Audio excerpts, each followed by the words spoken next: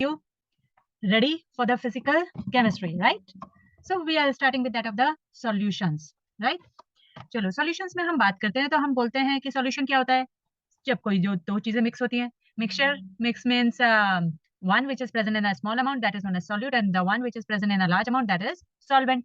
एक बात, पानी, water is a universal solvent, so whether it is present in a small amount or large amount, that doesn't matter to me. ठीक है, इसको मैं हमेशा solvent ही लूंगी. मिक्सचर यहाँ पे हम जो पढ़ रहे हैं हमारे उसमें सिलेबस में, that is known as homogeneous mixture. Homogeneous mixture आप सबको पता है. होमोजीनियस मिक्सचर कौन सा होता है? जिसमें इवनली डिस्ट्रीब्यूटेड होती है, यूनिफॉर्मली जो कॉम्पोजिशन है और प्रॉपर्टीज है, right? So composition and the properties they are uniform, right? Now we are talking about the concentration. कोई भी सॉल्यूशन होता है उसका कंसंट्रेशन कैसे दें? तो one is mass percent. Mass percent यानी mass of substance divided by the total mass. Okay, into percent है तो 100 तो होगा ही होगा, है ना? अब यहाँ पे जैसे सपोजिंगली मैं कहती हूँ 10% ग्लूकोज है बाय मास परसेंट, तो इसका मतलब 10 ग्राम मेरा ग्लूकोज है, 90 ग्राम मेरा सॉल्वेंट है, टोटल जो सॉल्यूशन हो गया वो कितना हो गया मेरा? 100, राइट? इसी तरह से वॉल्यूम परसेंटेज में volume of the substance divided by the total volume into 100. If supposedly I am saying अब की बार 10% ग्लूकोज बाय वॉल्यूम, जब मैंने कहा बाय वॉल्यूम इसका मतलब 10 ml ग्लूकोज है, 90 ml जो है वो वाटर या दूसरा सब्सटेंस है which is solvent, and the total solution is 100, right? अब मैं बात करती हूँ मास बाय वॉल्यूम, यानी mass of the substance by volume of the solution. इसमें हम क्या करेंगे? हम कितना सब्सटेंस प्रेजेंट है पर ml में वो निकालेंगे. ठीक है, कौन सा ml? 100 ml, क्योंकि हम परसेंटेज की बात करें, that's why we are talking in the 100 ml. ppm means parts per million. अच्छा, ये जो मास पर यूनिट वॉल्यूम है, ये वाला मास पर यूनिट वॉल्यूम ज्यादातर मेडिकल वगैरह में आप अगर देखोगे फार्मेसी वगैरह में, तो उसमें ज्यादातर मास पर यूनिट वॉल्यूम यूज होता है. जबकि हमारा पीपीएम जो है पार्ट्स पर मिलियन, वो किसके लिए यूज होता है? वो generally air pollution, water pollution, यानी मेरे को जो पॉल्यूटेंट कंसंट्रेशन बतानी होती है तब मैं पीपीएम यूज करती हूँ. यानी कितने पार्ट्स है उस सॉल्यूट के divided by the total parts into, अब क्योंकि मिलियन है that's why I will do 10 raise to the power 6. ठीक है, what is this x? x is the mole fraction. Mole fraction क्या होता है? मोल फ्रैक्शन होता है कि किसी का कितना परसेंटेज है, किसी का कितना परसेंटेज है. यानी सपोज करो मेरे पास बाइनरी सॉल्यूशन है. ठीक है, अगर मेरे पास बाइनरी सॉल्यूशन है तो बाइनरी सॉल्यूशन में क्या होगा? एक होगा सॉल्यूट, सॉरी जनरली हम बी को सॉल्यूट से डिनोट करते हैं, ए को सॉल्वेंट से डिनोट करते हैं. ओके, सो बाइनरी सॉल्यूशन है तो अब मैं कहूंगी मोल फ्रैक्शन ऑफ ए, तो that will be equals to the number of the moles of the A divided by total number of the moles, that is NA plus NB, right? XB क्या होगा? XB will be NB, यानी number of the moles of the solute divided by total number of the moles. ठीक है, अब ये जो mole fraction है, total mole fraction, that is XA plus XB, that will be equals to 1 in the case of the binary. अगर 3 का है तो XA plus XB plus XC will be 1. Okay, so mole fraction जो है हमें क्या बताता है? हमें बताता है physical property of the solution, और वेपर प्रेशर में, गैसियस मिक्सचर में वेपर प्रेशर की कंसंट्रेशन में काम आता है. Now we are talking about किसके बारे में बात करेंगे? चलो, मोलैरिटी और मोलालिटी, ये जो सबसे ज्यादा मेन इंपॉर्टेंट जो हमारे यूज होते हैं. मोलैरिटी जिसको हम कैपिटल एम से डिनोट करते हैं, मोलालिटी जिसको हम स्मॉल एम से डिनोट करते हैं. मोलैरिटी अगर की मैं बात करूं तो नंबर ऑफ द मोल्स, ठीक है, किसके? सॉल्यूट के, number of the moles per unit volume. और वॉल्यूम शुड बी, वॉल्यूम किसका? सॉल्यूशन का, and it should be in litre. अगर ml है तो इनटू 1000 कर देना. ठीक है, अगर सपोजिंगली ये जो है क्या है, जस्ट टू कन्वर्ट इट, है ना? अगर ये जो वॉल्यूम है वो अगर आपकी ml में है, then what you will do? Multiply it by 1000 to convert it into litre. जबकि मोलालिटी क्या है? मोलालिटी है number of the moles of the solute per kg of the solvent. यानी यहाँ पे मैं क्या रखूंगी? सॉल्वेंट का मास रखूंगी, और ये जो सॉल्वेंट का मास है, इनकेस अगर ये ग्राम में है तो please multiply it with 1000 to convert it into kg, क्योंकि ये किस में होना चाहिए? केजी में होना चाहिए. नाउ अब ये जितनी भी मैंने कंसंट्रेशन देखी, कौन सी concentration? Mass percent, volume percent, mass per unit volume, ppm, X, और ultimately last one that is molarity. ठीक है, मोलैलिटी. ये सारी जितनी भी है मेरी, ये किस पे डिपेंड कर रही हैं? ये सब इंडिपेंडेंट ऑफ द टेम्परेचर है. इनमें से कोई भी टेम्परेचर पे डिपेंड नहीं कर रही, क्योंकि all of them they are dependent on the mass. ये सब मास पे डिपेंड करती हैं, not on the temperature. Only and only molality जो है हमारी एक ऐसी कंसंट्रेशन है जो वॉल्यूम है इसमें, और हमें पता है स्टेट्स में हमने पढ़ा था क्या? PV is equals to nRT. So according to that of the temperature the volume will change. तो टेम्परेचर जो है उसके साथ वॉल्यूम चेंज होता है. That's why this is dependent on the temperature. It is a factor of the temperature, and that's why we are preferring हम किसको prefer करते हैं? We are preferring molarity over molarity. ठीक है, मोलैरिटी को हमेशा हम प्रेफरेंस देंगे मोलैरिटी से। ओके, अब जनरली बेसिक मीन्स बेसिक मतलब सॉल्युबिलिटी क्या होती है? तो मैक्सिमम अमाउंट ऑफ जो सॉल्यूट है हमारा, वो मैक्सिमम अमाउंट ऑफ सॉल्यूट कितना सॉल्युबल है सॉल्वेंट में, that is known as solubility, right? अब ये जो सॉल्युबिलिटी हम पढ़ रहे हैं, इसमें जो हम दो पढ़ेंगे, एक मेन चीज हम पढ़ रहे हैं that is solubility of solid, solubility of solid in liquid। जब मैं solubility of solid in liquid की बात करती हूँ तो what are the factors on which it is depending? This is one of the important point। कौन से factor है हमारे जिस पे ये डिपेंड करेगा? सबसे पहले ये डिपेंड करेगा नेचर पे। किसके नेचर पे? सॉल्यूट के नेचर पे। दूसरा किस पे डिपेंड करेगा? दूसरा ये डिपेंड करेगा नेचर पे। किसके नेचर पे? सॉल्वेंट के नेचर पे। फिर ये किस पे डिपेंड करेगा? फिर ये डिपेंड करेगा सॉल्वेशन पे। सॉल्वेशन मीन्स जब मैं सॉल्यूट और सॉल्वेंट को मिलाऊंगी तो सॉल्वेशन, जब मैं पानी जैसे हाइड्रेशन एनर्जी है उसको लैटिस एनर्जी से कंपेयर करूंगी। And the last one factor is temperature. Temperature के केस में ली चैटलियर्स प्रिंसिपल को हम फॉलो करेंगे।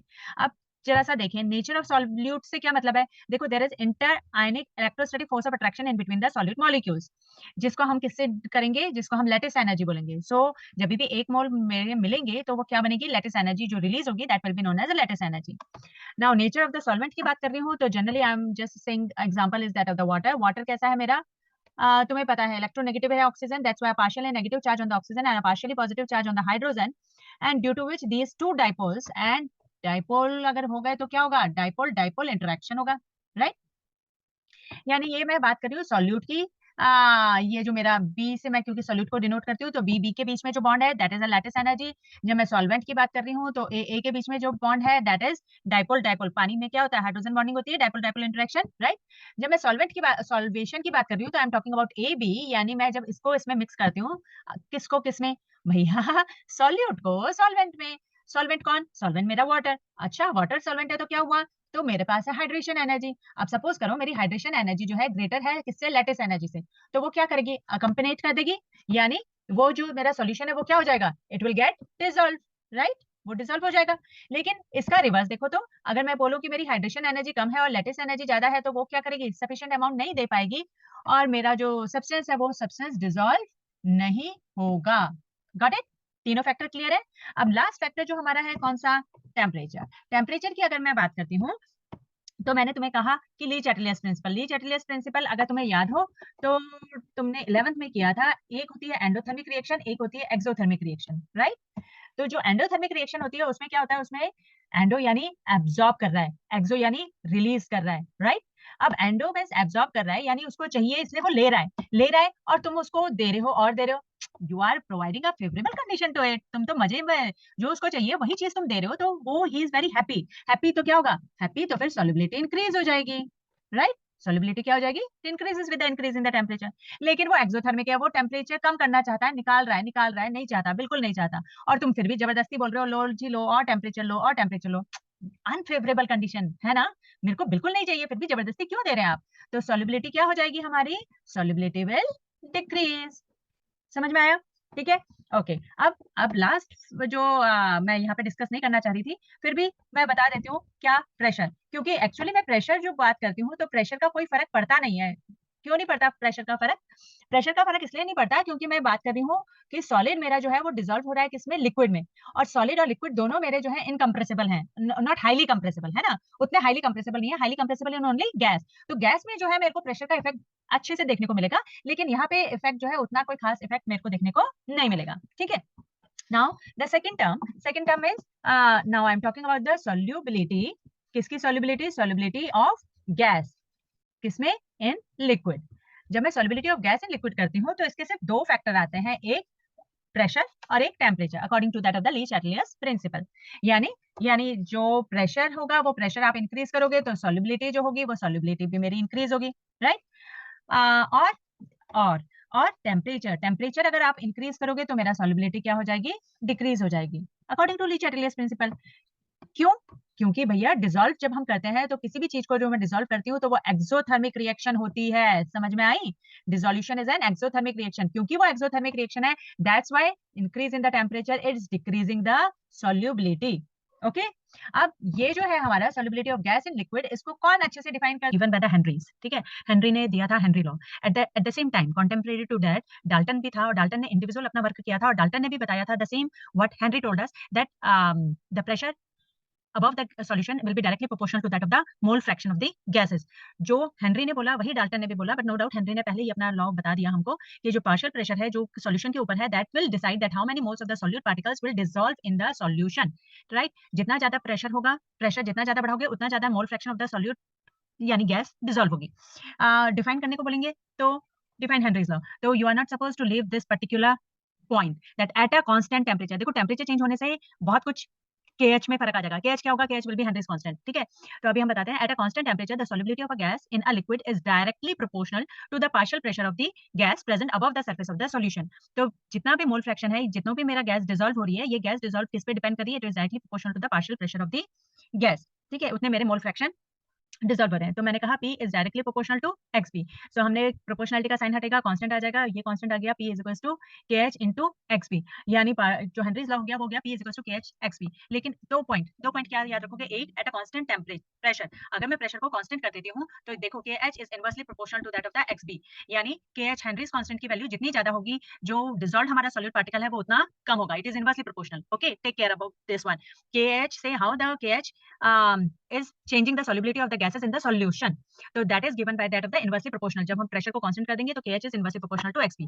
दूसरी चीज हम क्या रखेंगे ध्यान में, दूसरी हमने एक्सपेरिमेंट किया और उन एक्सपेरिमेंट से हमें क्या पता चला? हमें एक्सपेरिमेंट से पता लगा कि KH is directly proportional to the temperature। Nitrogen gas, oxygen gas की हमने एक्सपेरिमेंट किया और हमें पता लगा जैसे जैसे हम टेम्परेचर बढ़ा रहे थे, वैसे वैसे टेम्परेचर के बढ़ने के साथ साथ क्या बढ़ रहा था? With the increase in the temperature the value of the KH will was increasing। क्योंकि वो इंक्रीज हो रही थी तो obviously it means they are directly proportional। So again I will say that temperature is also inversely proportional to that of the XB, यानी temperature बढ़ाओगे तो the gas molecules which are dissolved in that of the solution will get decrease। और इसका best example कौन सा है? इसका best example है आपका एक्वेटिक एनिमल्स। तो इसके में क्वेश्चन क्या पूछा जाता है? इसमें क्वेश्चन आपसे ये पूछा जाता है कि एक्वेटिक एनिमल्स समर्स में they are, you can find the aquatic animals at the bottom of the pond. While जब आप समर्स होती है तो समर्स में ये आपका अगर है तो एक्वेटिक एनिमल्स कहाँ मिलेंगे? समर्स में आपको bottom. Why they are prefer to live in the bottom of the pond? क्योंकि ऊपर जो है वो सन की रेज आ रही है, सन की रेज जो है उसकी वजह से पानी गर्म हो गया, पानी गर्म हो गया तो टेम्परेचर इंक्रीज हो गया, टेम्परेचर इंक्रीज हो गया तो gas that is oxygen gas which is dissolved in the water will decrease. वो ऑक्सीजन गैस निकल जाएगी, ऑक्सीजन का कंसंट्रेशन कम हो जाएगा and then they have to fight for the survival. तो इसलिए वो नीचे है। नीचे कैसा है पानी? नीचे पानी जो है हमारा कोल्ड वाटर है। Cold water means more oxygen is dissolved in this water, because more oxygen is dissolved in water, that's why the aquatic animals feel good at the bottom of the कौन? कब की बात कर रही हूँ? Summers की, not at the winters, okay. फिर हम आ जाते हैं कुछ applications. What are the, there are 3 applications which based on that of the Henry's law. वो कौन कौन सी एप्लीकेशन है? पहला एप्लीकेशन तुम बहुत अच्छे ढंग से जानते हो सब लोग, दैट इज सॉफ्ट ड्रिंक्स। तो जितने भी सब लोग सॉफ्ट ड्रिंक पीते हो, which is you know it very dangerous, है ना, but still you are not listening to anyone and you are drinking. क्या ड्रिंक कर रहे हो? Carbon dioxide. Your body each and every time it is exhaling, है ना, knows से breathe करते हो तुम CO2 निकाल रहे हो, वही CO2 तुम क्या कर रहे हो? वही CO2 तुम सॉल्यूशन में स्वीट सॉल्यूशन बना के और उसको ड्रिंक कर रहे हो। अब ये जो, ठीक है, इट्स ओके फाइन, ये जो कार्बन डाइऑक्साइड है ये हम मेन पॉइंट पे आते हैं, ये कैसे डिसॉल्व होगी? So it when the pressure will be high, जब मैं प्रेशर हाई रखूंगी तो more carbon dioxide will get dissolve in the more carbon dioxide will be dissolve in the solution, ठीक है। यानी तुम सिंपल वे में मैं अगर बोलूं तो जब भी तुम कोल्ड ड्रिंक्स पीते हो तो हमेशा क्या करते हो? उसका कैप को, ढक्कन को टाइट से बंद रखते हो so that pressure is maintain high. अगर तुमने प्रेशर गैस का कैप जो है लूज कर दिया तो प्रेशर डिक्रीज हो जाएगा and the moment the pressure will decrease the carbon dioxide gas will evolve, वो बाहर भाग जाएगी और तुम्हारा सॉफ्ट ड्रिंक बेकार हो जाएगा, राइट। तो दोनों चीजें दिख रही हैं तुम्हें, टेम्परेचर और प्रेशर। याद करो आपकी कोल्ड ड्रिंक हमेशा कोल्ड होती है, हॉट नहीं होती है ना। क्यों? क्योंकि मैं प्रेशर बना के रखूंगी, लेकिन अगर मैं हॉट करूंगी तो obviously again the CO2 or the gases which are dissolved in that of the solution will try to get evaporated, okay। Now next one is the scuba divers. Scuba divers क्या होता है? Scuba divers तुम सबको पता है, ये हमारा ocean है और ओशन में जब डीप में जाते हैं they are known as scuba divers. जो स्कूबा डाइवर्स जाते हैं तो आपने उनके बैक पे टैंक रखे हुए देखे होंगे, राइट। ये जो टैंक होते हैं, these tanks they are filled with that of the air which is diluted with that of the helium। इसमें 11.7% हीलियम होता है, 56.2% नाइट्रोजन एंड 32.1% ऑक्सीजन। क्यों? ऐसा क्यों? क्योंकि देखो जब भी आप नीचे जाते हो, जितना ज्यादा आप डीप में जाते हो उतना ज्यादा प्रेशर क्या होता है? इंक्रीज होता जाता है, right. Pressure is always getting increase. अब क्योंकि प्रेशर इंक्रीज हो रहा है तो ऑब्वियसली जब ये स्कूबा डाइवर वापस से ऊपर आएगा, है ना, वापस ऊपर आएगा कि नहीं आएगा? ऊपर आएगा तो वापस जो प्रेशर इंक्रीज हुआ था वो प्रेशर क्या होगा? सडनली डिक्रीज हो जाएगा। जैसे ही वो प्रेशर डिक्रीज होगा तो क्या होगा? यहाँ पे बनाते हैं अच्छे से, ठीक है। ये हमारा स्कूबा डाइवर, ये नीचे गया, नीचे प्रेशर जो था वो हाई हो गया, प्रेशर हाई हो गया तो उसके जो गैसेस थी वो प्रेशर इंक्रीज होने से more gases will dissolve in that of the blood. Um, अब वो वापस से ऊपर आ रहा है। सडनली जब वो ऊपर आ रहा है तो प्रेशर फिर से क्या हो गया, प्रेशर फिर से एक बार डिक्रीज हो गया। जैसे वो डिक्रीज होगा तो the gases which are dissolved in that of the blood will get inside that of the capillaries और एयर ब्लॉक हो जाएगा। और ब्लॉकेज अगर हो गई कैपिलरीज की, so it's a very crucial conditions in which is known as bends. और इसमें क्या होता है, there is a lot of pain, है ना। तो इसलिए इसलिए हमने क्या किया, उसको टैंक पहनाया, उस टैंक में डाइल्यूटेड एयर थे हमारी हीलियम से, सो दैट द प्रेशर जो है वो धीरे धीरे स्लोली स्लोली डिक्रीज होगा and we will avoid the condition of the bend, ठीक है। तीसरा तीसरा जो एप्लीकेशन है that is climbing high altitudes. तो अब ये देखो, ये हमारा प्लेन एरिया है, ये मेरा पहाड़ है और ये मेरा प्लेन एरिया हो गया और ये समुद्र हो गया, राइट। तो जब हम नीचे गए थे, ये हम यहाँ पे हैं, राइट। अब जब हम ऊपर चढ़ते हैं तो प्रेशर क्या होता है, डिक्रीज होता है। जब हम नीचे जाते हैं तो प्रेशर क्या होता है, इंक्रीज होता है, राइट।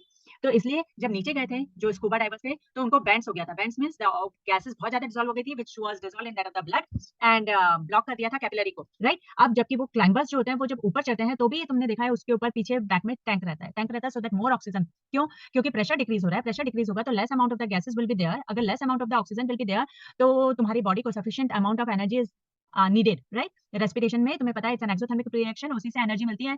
अब ये अगर मेरा प्रेशर लेस है तो लेस ऑक्सीजन होगी तो जो बेचारा क्लाइंब कर रहा है उसमें एक कंडीशन हो जाएगी, that condition is known as anoxia. उसमें क्या होगा, इसमें ब्रेन को प्रॉपर अमाउंट की ऑक्सीजन नहीं मिलेगी and due to the less amount of the oxygen which is brain is getting, and that's why he will be unable to think, ठीक है। वो प्रॉपर सोच समझ नहीं पाएगा, वो डिसीजंस वगैरह नहीं ले पाएगा, मे बी वो अनकॉन्शियस भी हो जाए, ठीक है। So that's why these are the three applications of the Henry's law.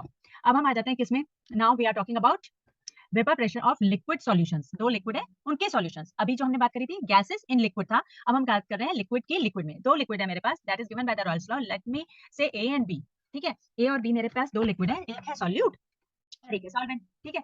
मान के चलते हैं कि ये दोनों कैसे हैं, मेरे वोलेटाइल है। वोलेटाइल मतलब दोनों उड़ रहे हैं, ठीक है। दोनों वोलेटाइल है, दोनों उड़ रहे हैं। सपोज करो ये एक मेरे पास टैंक है, उस टैंक में सिर्फ ए है, तो तुम क्या बोलोगे, इस टैंक में जो प्रेशर है पी ए वो पूरा का पूरा इसी ए की वजह से है, राइट। यहाँ पे अगर दूसरा टैंक है बी और उसमें जो प्रेशर होगा तो तुम कहोगे ये पूरा का पूरा प्रेशर पी की वजह से है। कितने इसके नंबर ऑफ मोल फ्रैक्शन है और एक मोल कितना प्रेशर क्रिएट कर रहा है, that is partial pressure of one mole into how many moles, right. That will be the total pressure here in this case, exactly like that. यहाँ पे भी टोटल प्रेशर कितना है, एक का पार्शियल प्रेशर कितना है into how many moles of the X are there, right.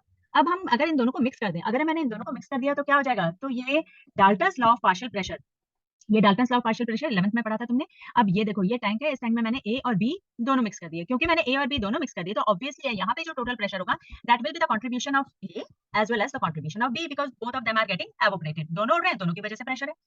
P A की वजह से कितना प्रेशर है, तो इंडिविजुअली उसका पार्शियल प्रेशर कितना है, राइट। और how many mole fraction of the A is present in the solution. B का कितना कंट्रीब्यूशन है, तो भैया बी का इंडिविजुअली कितना कंट्रीब्यूशन था into how many moles of the B are there in the solution. This is simple Raoult's law, ठीक है। तो लेकिन हमने इस रॉयल्स लॉ में क्या अप्लाई किया है, Dalton's law of partial pressure. तो रॉयल्स लॉ क्या कहता है, रॉयल्स लॉ कहता है PT is equal to P not A into X A plus P not B into X. Okay, अब हम आ जाते हैं रॉयल्स लॉ। रॉयल्स लॉ क्या है, रॉयल्स लॉ हेनरी का ही एक स्पेशल केस है। ये तुम्हारा सीबीएसई में बार-बार बहुत ज्यादा पूछा जाता है 1 मार्कर में। तो क्यों? क्योंकि देखो रॉयल्स लॉ क्या कहता है, partial pressure is directly proportional to the mole fraction of the solute, right. यानी P is equal to P not B into XP। Henry ने क्या कहा, हेनरी ने भी सेम चीज कही थी लेकिन उसने सिर्फ गैस के लिए कही थी, राइट। उसने कहा partial pressure is actually proportional to XP, proportionality का साइन हटाएंगे, P is equal to KH into XP। अब यहाँ पे तुम्हें क्लियरली दिख रहा है कि इन केस अगर मेरा ये KH P नॉट B के बराबर हो जाता है तो both are expression are one and the same thing. So that's why we are saying when PB P not B is equals to KH, then we will say that Raoult's law is a special case of the Henry's law. Clear है? चलो, अब vapour pressure of solid in liquid. Solid in liquid की बात करें तो solid जो हम mix कर रहे हैं ना वो मेरा नॉन वोलेटाइल सॉलिड है। नॉन वोलेटाइल यानी वो उड़ता नहीं है, जबकि लिक्विड मेरा वोलेटाइल है, उड़ता है, ठीक है। तो सपोज मेरा फिर से ये टैंक है ए, ठीक है। इसमें जो ए है वो ए क्योंकि पानी है, वो पानी पूरा उड़ता है तो ऑब्वियसली ये जैसे मैं हीट करूंगी तो ये इसके वेपर्स बनने शुरू हो जाएंगे, ठीक है ना। अब सपोज करो ये फिर से मैंने क्या किया, सेम वो था उसमें मैंने ए जो था उस ए में मैंने मिक्स किया बी को। बी कैसा है, बी मेरा नॉन वोलेटाइल है। Non volatile means which will not evaporate. अब ये देखो ये बी जहां पे भी डाला मैंने, कौन सा तुम्हारा NaCl ले लो तुम, ग्लूकोज ले लो तुम, ठीक है। तो ये जितना भी तुम सॉलिड डालोगे, solid they will not get evaporated, वो एवोपरेट नहीं होंगे, जिसकी वजह से पहले जो मेरा प्रेशर था, that pressure was totally due to that of the P not A into XA, where XA is equals to 1, क्योंकि मेरा सारे पास A ही मॉलिक्यूल्स थे, B मॉलिक्यूल्स तो थे ही नहीं। लेकिन अब क्या हुआ, अब मेरे पास जो टोटल प्रेशर है that will be equals to PA plus PB, लेकिन PB तो कोई प्रेशर कर ही नहीं रहा है, PB प्रेशर ही नहीं कर रहा है, तो अब मेरे पास जो PD है that is just because of the PA, right. और PA का मतलब P not A into XA, how many mole fraction of the A are present in the solution, right. और A को ध्यान रखना, A को मैं XA को मैं क्या X1 माइनस XP की टर्म्स में भी लिख सकती हूँ, ठीक है। ये डेरिवेशन पूरा हम करेंगे, एक्सप्रेशन सॉल्व आउट करेंगे इन द नेक्स्ट क्लास। लेकिन अभी सिंपल वे में हम ये ध्यान रखना है कि जब भी मैं नॉन वोलेटाइल सॉलिड को लिक्विड में डालती हूँ तो वेपर प्रेशर क्या हो जाता है, vapour pressure is getting lowered, decrease, ठीक है। अब हम आ जाते हैं, ये जो हमने रॉयल्स लॉ पढ़ा, रॉयल्स लॉ पढ़ा ना तुमने, क्या पढ़ा, PT is equals to PA plus PB, right, where PA is equals to P naught A into XA and where PB is equals to P naught B into XB, right। अब ये जो Royals law को obey करेगा for the entire range of the concentration, that will be known as ideal, है ना। और एक बहुत अच्छा बच्चा या पढ़ने में भी होशियार है और खेलने में भी होशियार है और पेंटिंग में भी होशियार है, and each and everything he is getting the medal, मुश्किल है बट होता है, रेयर केस है ना। लियोनार्डो लियोनार्डो दा विंची, है ना। और जो ओबे नहीं करे मैक्सिमम होते हैं, हम सब है ना। हम सब हैं किसके, हम सब एग्जांपल है नॉन आइडियल गैसेस के, यानी हम जो मन होता है वो करते हैं, जो करते हैं अच्छे से करते हैं, अदरवाइज हम नहीं करते हैं, मस्ती करते हैं। सो जो ओबे नहीं कर रहा है वो नॉन आइडियल है, जो ओबे कर रहा है वो आइडियल है। इसमें ध्यान रखने वाली बात है क्या, तीन चीजें मैंने तुम्हें बताई थी जो सॉल्युबिलिटी पे डिपेंड कर रही थी। एक था AA यानी सॉल्वेंट सॉल्वेंट इंटरेक्शन, एक था हमारा BB यानी सॉल्यूट सॉल्यूट इंटरेक्शन, और एक था सॉल्वेशन जिसमें A और B को मैंने मिक्स किया था।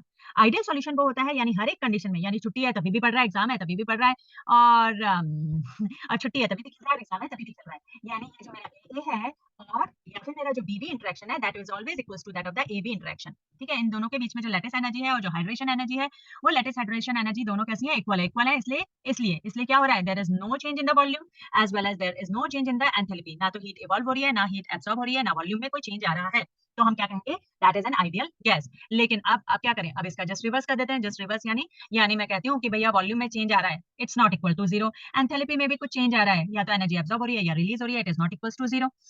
Eight both the cases I will say that this is an non ideal gas.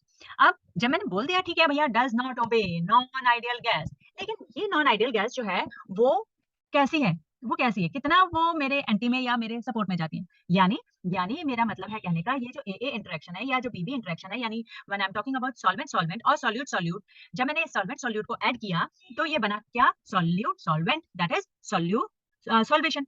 अब ये जो सॉल्यूशन बना, इस सॉल्यूशन में अब मैंने तुम्हें बताया था, if hydration energy is more than that of the lattice energy it will get dissolved, otherwise it will not. मान लो कि ये जो है वो कैसे है, ये अपने अपने में है, यानी AA और BB interaction is greater than that of the AB interaction, right. तो ये दोनों, सपोज करो ये एक तुम हो, यानी कि तुम्हारा दोस्त है, दोस्त कौन, मैं नहीं जानते तो ठीक है, चलो तुम अपनी पढ़ाई करो, तुम अपनी पढ़ाई करो, वाओ बिल्कुल बहुत अच्छी पढ़ाई कर रहे हैं, है ना, बहुत अच्छी पढ़ाई कर रहे हैं, यानी पॉजिटिव डिविजन है, यानी ये जो प्रेशर था और ये जो प्रेशर था वो प्रेशर क्या हो गया, इंक्रीज हो गया, पॉजिटिव में जा रहा है, ठीक है, ओवरऑल भी क्या हो गया, इंक्रीज हो गया, पॉजिटिव में जा रहा है।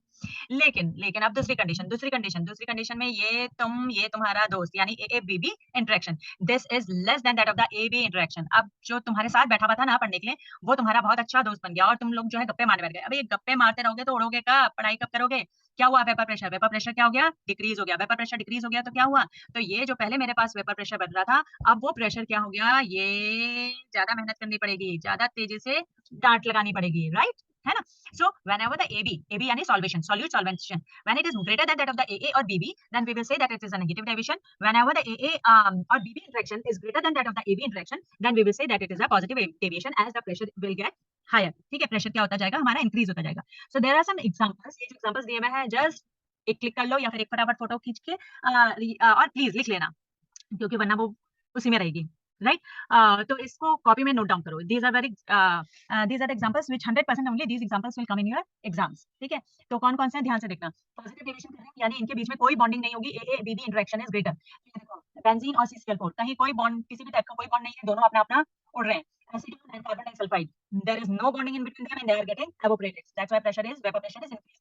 Similarly acetone and ethanol, similarly ethanol and water में आपस में इतना ज्यादा हाइड्रोजन बॉन्डिंग है कि they are not interested to form the bond with that of the alcohol. Similarly, acetone and benzene, जबकि यहाँ नेगेटिव डेविएशन जिसमें हम गप्पे मारने बैठे थे वहां पे देखो जैसे ही आएगा कौन acetic acid and water there will be hydrogen bond dimer वगैरह बन जाएगा, वेपर प्रेशर डिक्रीज हो जाएगा। Similarly you can see that in H2O, HCl, H2O, HNO3 there will be always formation of the hydrogen bond due to which the vapor pressure will get decrease. Similarly ये जो acetone और chloroform है, acetone और chloroform में ये जो oxygen है और ये जो हाइड्रोजन है they will form hydrogen bond in between these two molecules. Similarly ये जो है हमारा कौन acetic acid and the pyrene, they are always forming a bond, यानी इन सब में क्या है AB bond is greater than that of the AA or BB bond, and that's why they are not getting evaporated. As a result the vapor pressure is getting lowered and lowered and lowered. ठीक है, और करेंगे colligative properties and then we will do some numericals. ठीक है, so colligative properties in the next video. Till then, bye, love you.